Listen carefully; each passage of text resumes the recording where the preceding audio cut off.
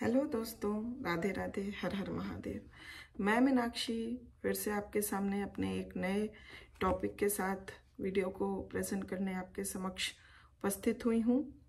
तो चलिए आज जान लेते हैं कि आज किस बारे में हम चर्चा करने वाले हैं।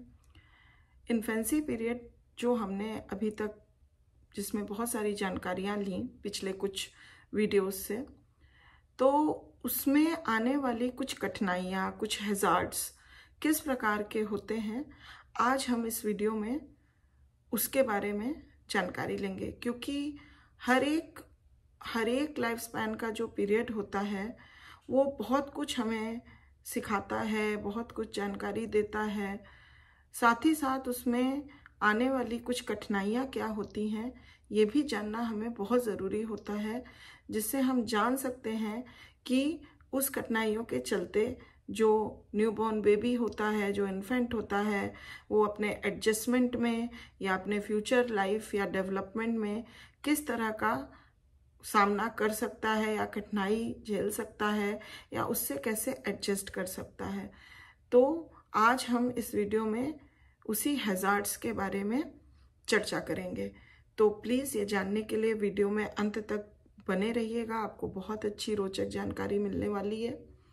और अभी तक सब्सक्राइब नहीं किया है तो प्लीज़ जल्दी से सब्सक्राइब कर दीजिए, और वीडियो पसंद आए तो लाइक ज़रूर कर दीजिएगा। तो चलिए इसी के साथ हम वीडियो को आगे बढ़ाते हैं।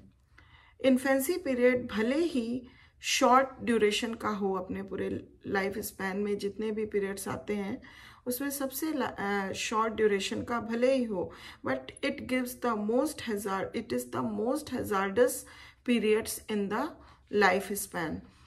लेकिन वो अपने साथ बहुत सारे हैजार्ड्स को भी लेके आता है जिसको हम नज़रअंदाज नहीं कर सकते। हैजार्ड्स एट दिस टाइम में बी फिजिकल, साइकोलॉजिकल और बोथ। चाहे उसको फिजिकल देख लें, चाहे साइकोलॉजिकल देख लें, या दोनों तरीके के हैजार्ड्स इस पीरियड में पाए जाते हैं। And they can affect both present and future. दोनों, वो फ्यूचर और प्रेजेंट जो चल रहा है वो और फ्यूचर एडजस्टमेंट को अफेक्ट करता है। तो इस वीडियो में हम फिजिकल हैजार्ड्स के बारे में चर्चा करेंगे कि किस तरह से फिजिकल हैजार्ड्स होते हैं। कुछ फिजिकल हैजार्ड्स इन्फेंसी पीरियड के जो होते हैं उनका ज़्यादा सिग्निफिकेंस नहीं पड़ता है फ्यूचर एडजस्टमेंट में, फ्यूचर डेवलपमेंट में एक बच्चे के। बट कुछ ऐसे होते हैं hazards which can affect the individuals entire life pattern. पूरी तरह से एक इंडिविजुअल के लाइफ पैटर्न को वो इफेक्ट करता है। तो चलिए अब जान लेते हैं कि किन प्रकारों के फिजिकल हैजार्ड्स इस इन्फेंसी पीरियड में पाए जाते हैं। तो जैसे unfavourable prenatal environment, difficult and complicated birth, multiple birth, post maturity, pre maturity and infant mortality. तो चलिए अब इन कुछ फिजिकल हैजार्ड्स को हम वन ऑन वन कुछ डिटेल्स में जान लेते हैं।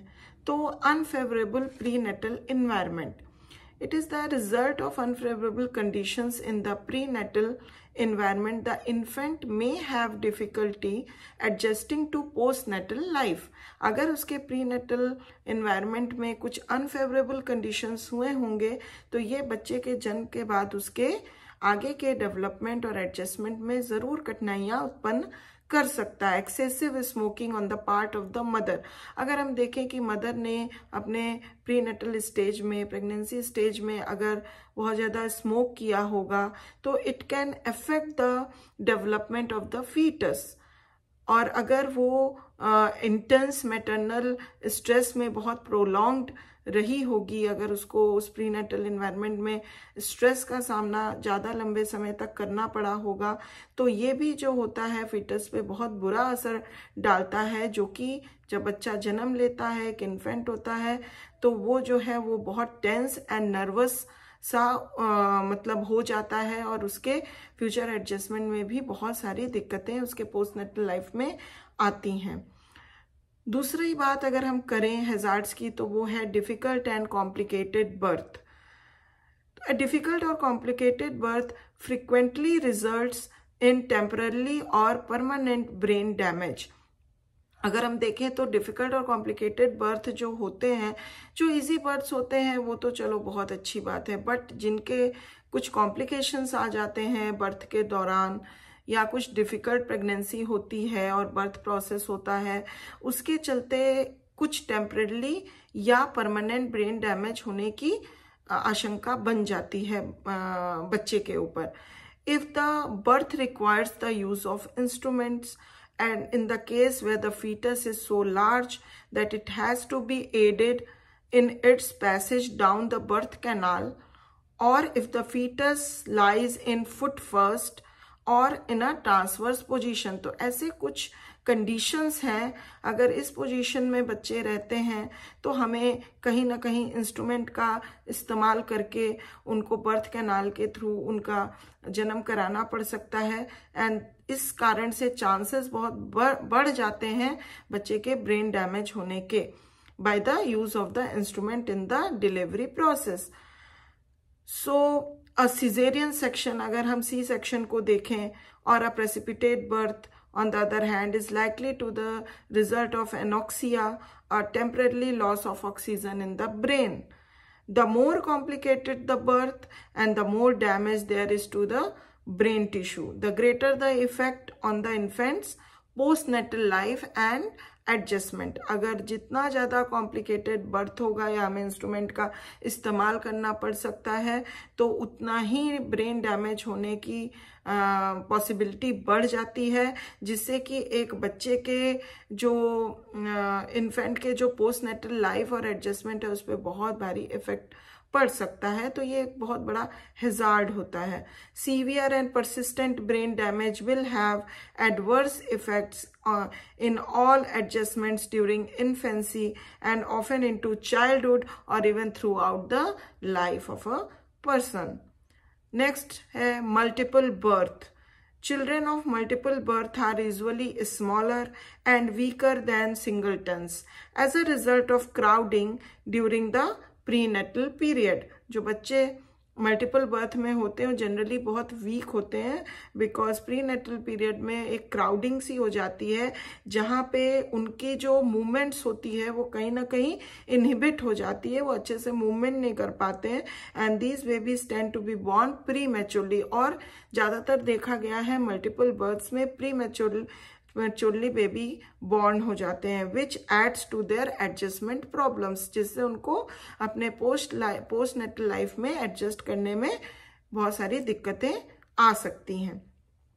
Next come post maturity.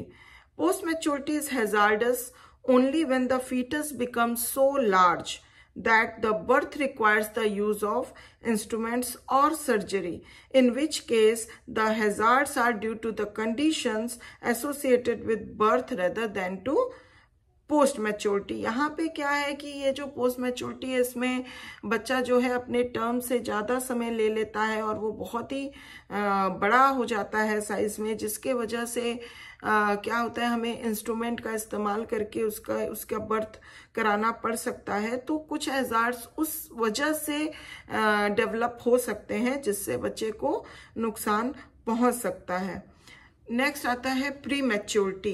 Prematurity causes more neonatal deaths than any other condition. जो प्री मैच्योरिटी होती है वहाँ बहुत नियोनेटल डेथ्स पाए जाते हैं। Premature born infants are also especially susceptible to brain damage at birth because the skull is not yet developed। जो premature बच्चे होते हैं उनका डेवलपमेंट ओवरऑल देखा जाए तो बहुत अच्छे से नहीं होता है और स्कल भी जो होता है वो फुली डेवलप नहीं होता है, तो ब्रेन डैमेज की आशंका बहुत ज़्यादा होती है। is not yet developed enough to protect the brain from pressures experienced during the birth, जिससे कि बर्थ प्रेशर्स को जो है वो ब्रेन जो है फुली डेवलप नहीं होता है, स्कल जो है वो उतना प्रोटेक्ट नहीं कर पाता है, जिससे कि ब्रेन डैमेज होने की आशंका बहुत बढ़ जाती है। Anoxia is another common problem since the pre mature babies respiratory mechanism is not fully developed. Because sucking and swallowing reflexes are underdeveloped, the premature infant will require special feeding with a medicine dropper or tube. The premature's body temperature is not yet properly controlled, and special equipment is needed to duplicate as nearly as possible the constant temperature of intrauterine life. जो उनका इंट्राउटरीन life में जो temperature वो थे, उसी temperature को maintain करने के लिए बहुत सारे स्पेशल इक्विपमेंट्स का इस्तेमाल करना पड़ सकता है, जिससे कि बच्चे का जो टेम्परेचर है वो मेंटेन रह सके, बैलेंस रह सके और वो सरवाइव कर सके. Prematurity affects adjustment not only during infancy but also for many years thereafter.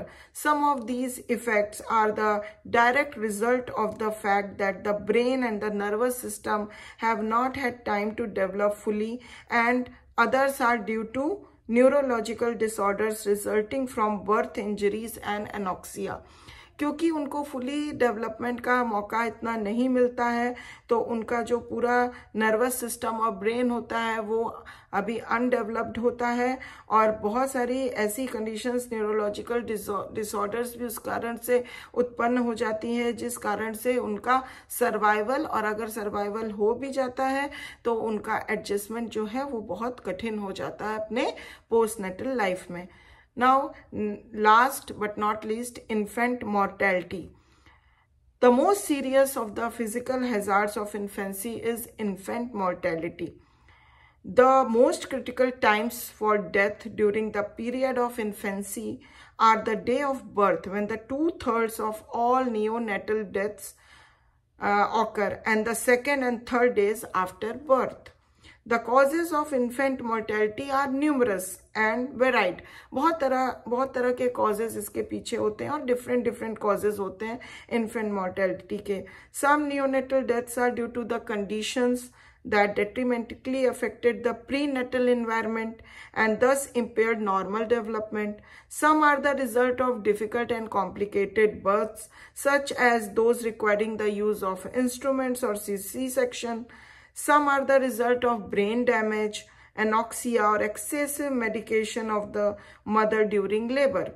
And some, but fewer than in the past, are due to unfavorable conditions in the postnatal environment. A radical temperature change may cause pneumonia, or a substitute for the mother's milk may cause diarrhea or other digestive disturbances.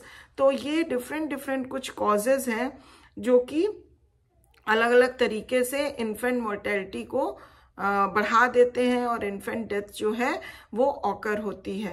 तो ये कुछ physical hazards हैं जो infancy period में आने की संभावनाएं बहुत बनी रहती हैं.